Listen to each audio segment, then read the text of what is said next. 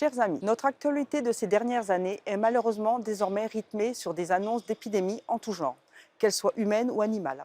Aujourd'hui, permettez-moi de m'arrêter sur les zoonoses, à savoir les maladies animales. Vous les connaissez bien car ces noms vous sont désormais familiers. Grippe aviaire, maladie de la langue bleue, fièvre porcine, autant de noms que vous ne pensiez pas connaître un jour. Et pourtant, plus d'une année ne se passe sans que nos agriculteurs ne soient affectés.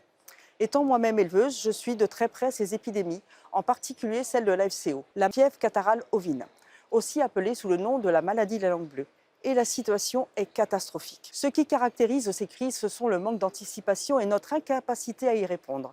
Un manque d'anticipation car les informations sur ces épidémies circulent en général bien longtemps avant qu'elles n'atteignent la France. La FCO, qui circule actuellement chez nous, est arrivée en Europe en 2023. La maladie nous affecte chacun notre tour, mais rien n'est fait pour nous protéger. Une incapacité à répondre car l'Union européenne n'est pas capable de produire les vaccins contre ces maladies. Quand ils existent, nous rendant dépendants des pays tiers. Concernant toujours la FCO, nous apprenons ainsi qu'il n'y a en Europe que 2 laboratoires capables de produire les vaccins contre les souches qui circulent.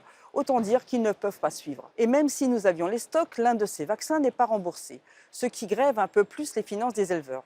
Ces crises sont donc une triple peine pour le secteur.